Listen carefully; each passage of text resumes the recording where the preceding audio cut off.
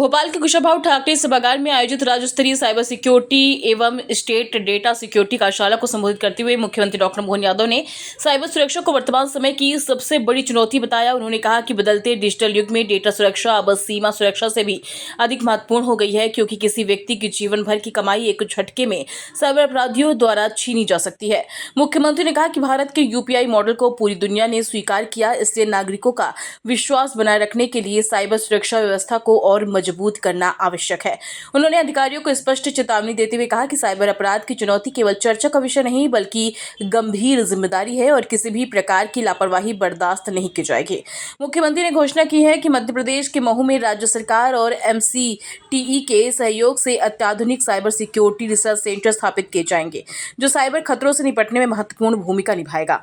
उन्होंने प्रधानमंत्री नरेंद्र मोदी की दूरदर्शिता की सराहना करते हुए कहा कि वे आने वाले खतरों को पहले ही पहचान लेते हैं और समाज को समय रहते जागरूक करते हैं।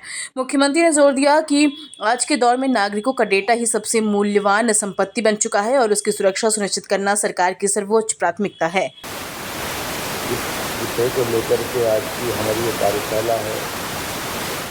एकदम से बदलते दौर में 2-5 साल में पूरा देश का परिवर्तन, देश को क्या दुनिया का परिवर्तन, हर समय, हर दिन, हर एक बार, हर एक जगह इसका नया रूप, नया स्वरूप दिखते गया।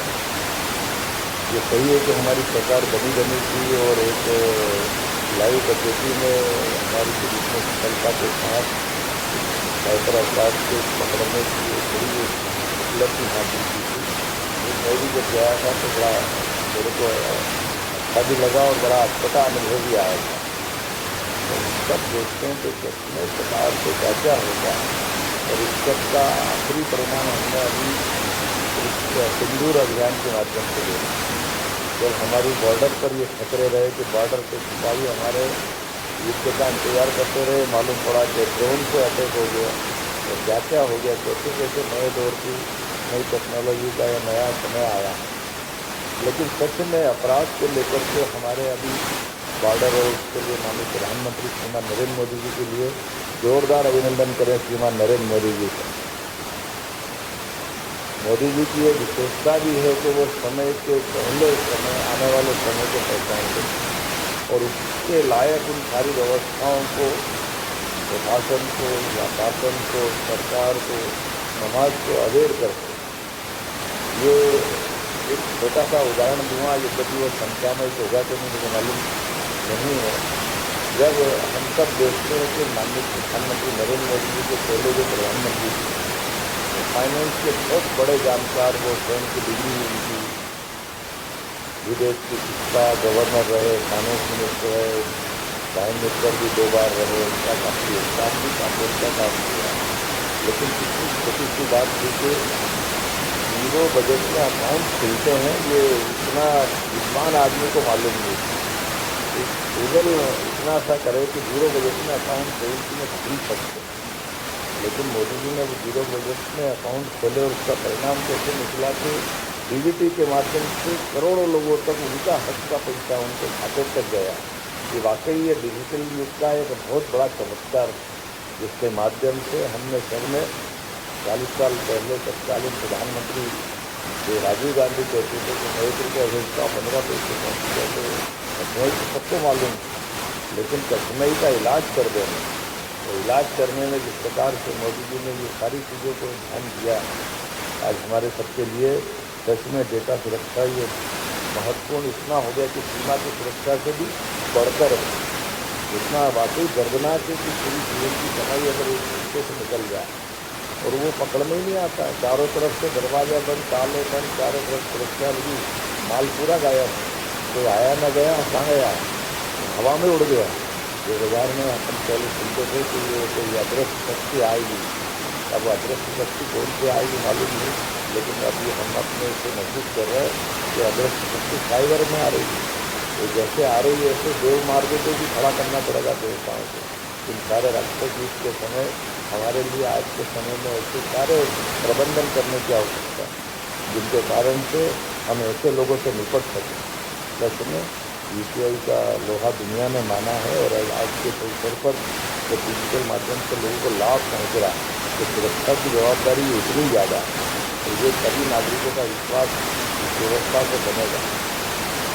हमने सब ने मिलकर के जिस प्रकार से अपने राज्य में ये माहौल बनाया, माननीय प्रधानमंत्री जी के आग्रह पर आज डीप फेक, ऋण संदेह, डेटा चोरी और साइबर अपराध की चुनौती से ये जिस प्रकार का समय चल रहा है, मुझे इस बात का गर्व है कि आज जनता की कार्यशाला में आप सब वो मार्ग खोजने का प्रयास करेंगे।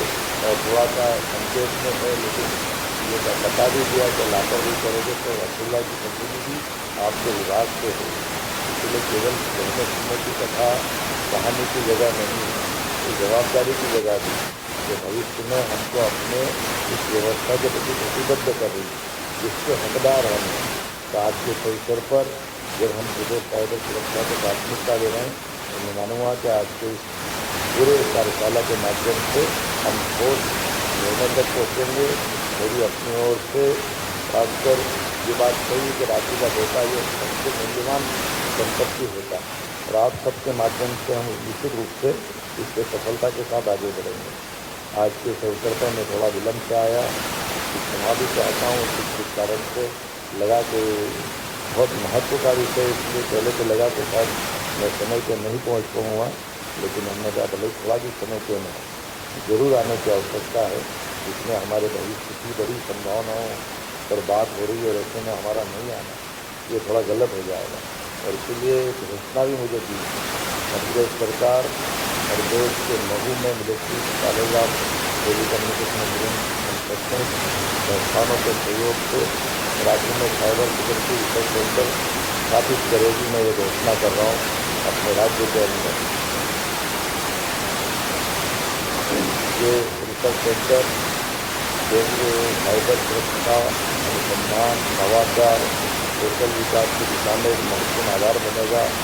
साइबर खतरों की समय पर पहचान और निगरानी में आधुनिक सुरक्षा व्यवस्था स्थापित करने में भी इसकी महत्वपूर्ण भूमिका होगी।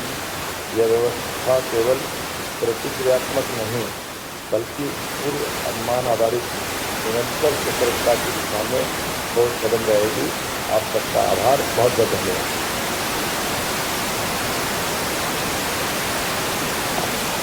बहुत बहुत धन्यवाद माननीय मुख्यमंत्री जी। और जो घोषणा आपने की है उसके लिए आपका